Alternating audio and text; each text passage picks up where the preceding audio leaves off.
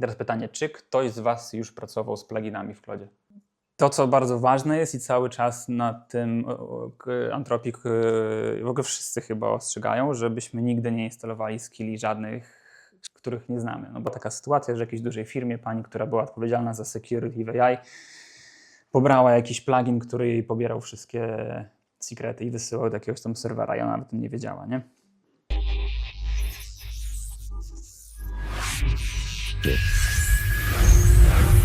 Coś robiliśmy razem z agentami chyba, nie? Jakaś była delikatna orkiestracja tych agentów. Teraz przygotowałem taki dodatkowy projekcik, bardzo prosty, z dashboardem.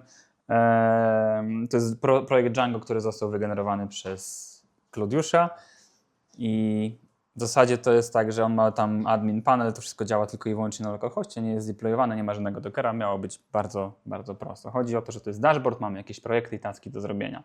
Czyli możemy chodzić po projektach, mamy informacje o tym, jakie są projekty, jakie taski mamy tam do zrobienia, czyli na przykład do Norbiego jest przypisany, ej, chodź coś zrób, cokolwiek i tylko tam sztruchamy tym patykiem i w zasadzie więcej jakichś tam rzeczy nie ma. Chodzi bardziej o to, że chciałem zaprezentować, jak na przykład można skonfigurować Cloda, tak żeby on wykonał jakieś konkretne zadanie, sam to przetestował, odpalił testy Pythonowe, a dodatkowo jeszcze odpalił Playwrighta w momencie, kiedy my mamy jakieś zmiany na frontendzie, które chcemy przetestować. Czyli załóżmy tutaj, przygotowałem sobie taki task, który automatycznie też zostanie pobrany przez Cloda, bo on ma podpięty serwer MCP, który łączy się z GitLabem, z Jirą i pobiera description tego taska. Generalnie jest dodany task, tam sobie u mnie jest na moim boardzie i chodzi o to, że chcemy dodać dark theme do tego projektu, który tutaj jest, bo tutaj w tej chwili jest tylko na jasno, no i w zasadzie nie podoba mi się to. Więc w naszym description mamy informację o tym, że mają być jakieś tam ikonki. Ten wybór naszego theme'u musi być zapisany w local storage, żeby po prostu to było w konkretnej sesji odtwarzalnej, żeby ten light z darkiem się nie zmieniali, jeżeli będziemy zmieniali URL-e. No, i żeby tam były jakieś WCAG-i, nie WCAG-i i tak dalej. Więc to jest task, który nasz serwer MCP powinien odczytać i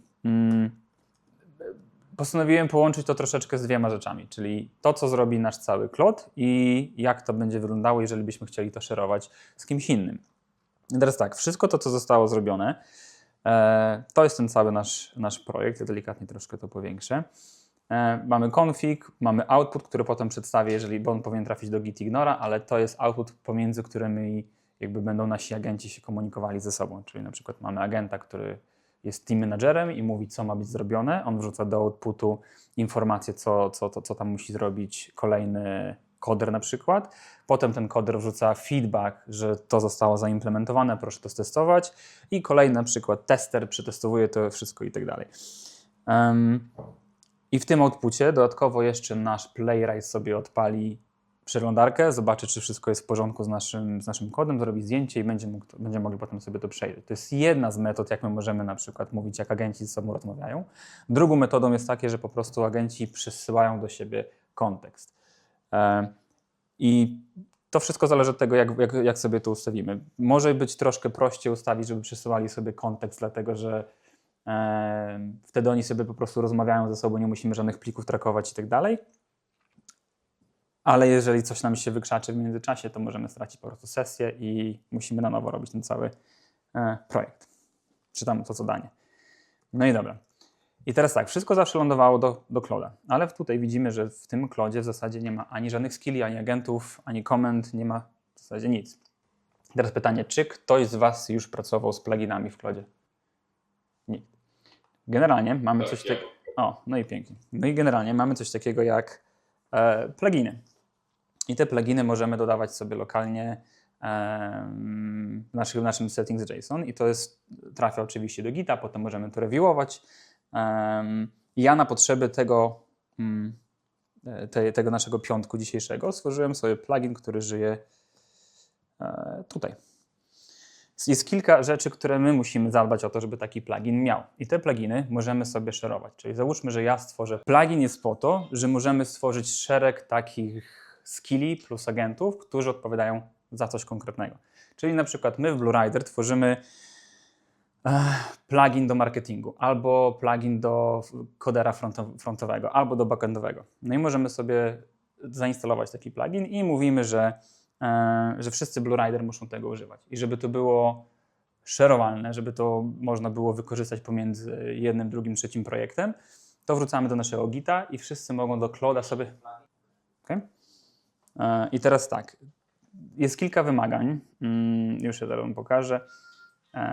Jaka jest struktura? Zawsze musi być, jeżeli to jest plugin i ma być to instalowane, to musi być .cloud-plugin i tam w środku jest ten manifest.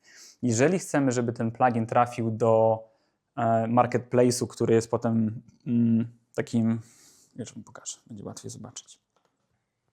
Do takiego marketplace'u to jest lista wszystkich takich pluginów, które zostały przez ludzi wrzucone do marketplace'u cloudowego i możemy sobie na przykład po lewej stronie wybrać, że to ma być Cowork, czyli ta taka aplikacja, której ty, Andrzej, używasz, Ania używa i tak dalej. A jeżeli ktoś na przykład koduje, to może sobie znaczyć, że ja chcę tylko do Cloud Code'a.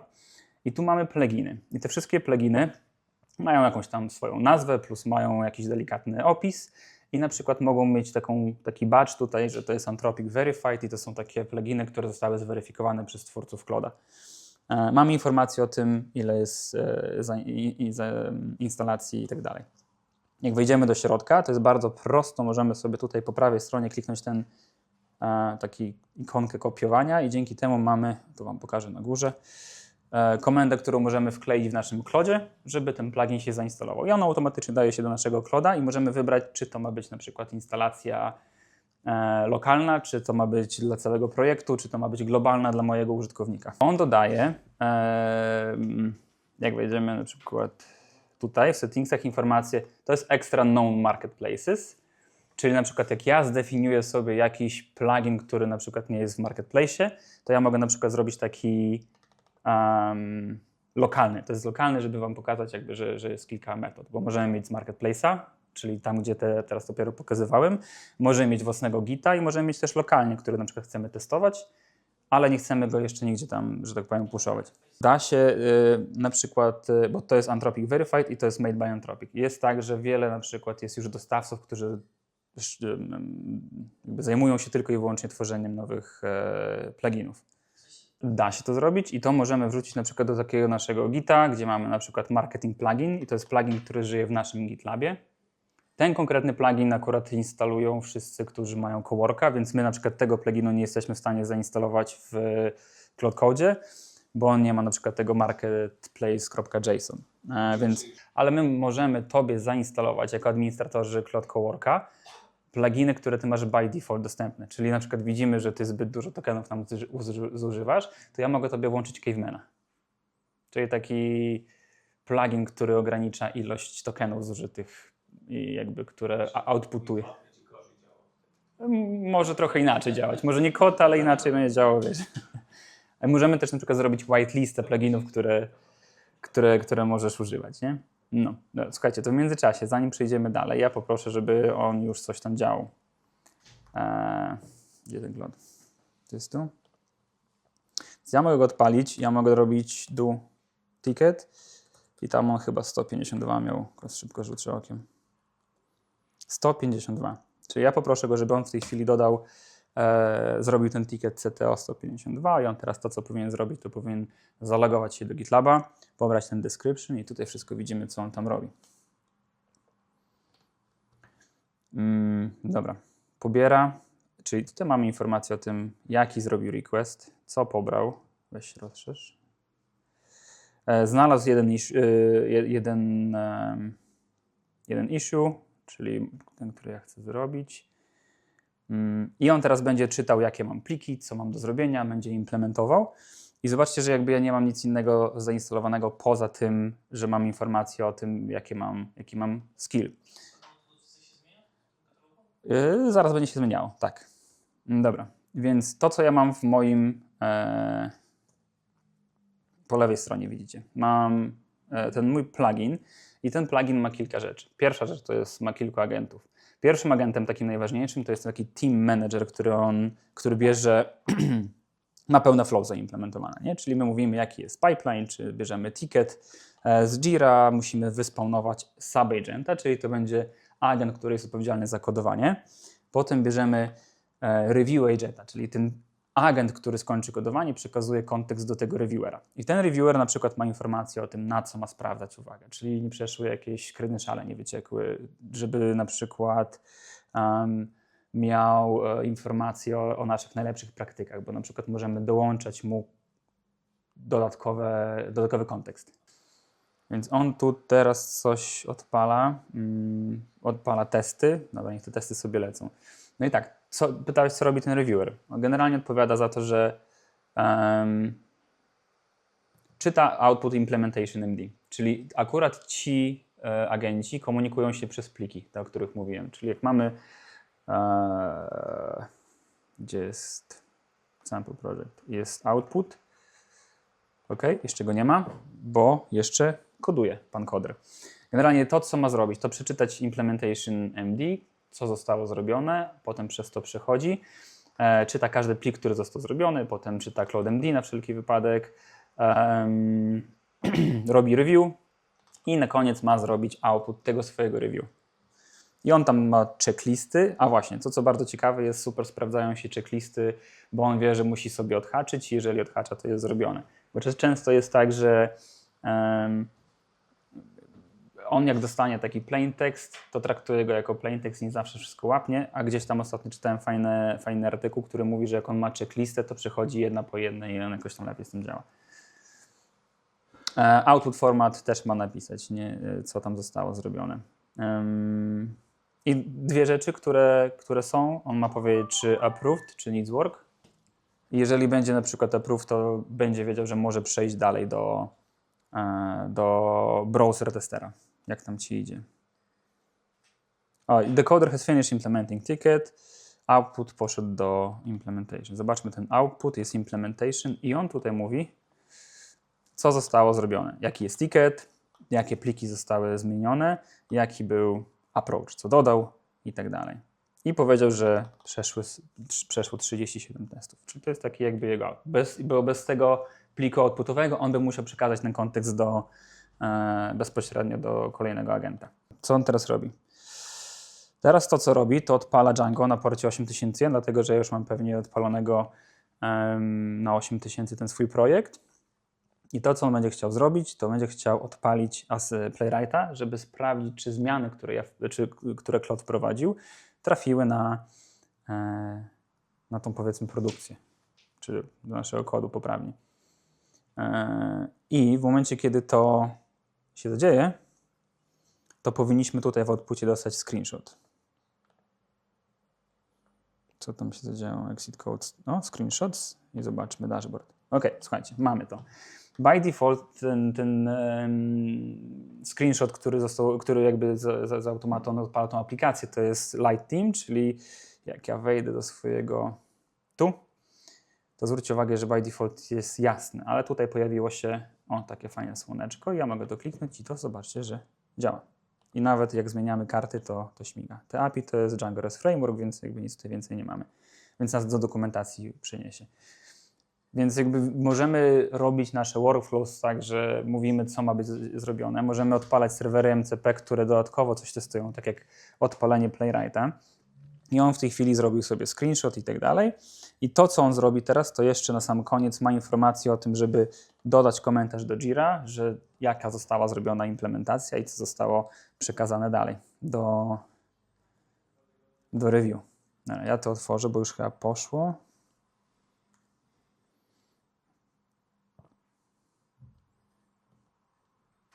Ładuję.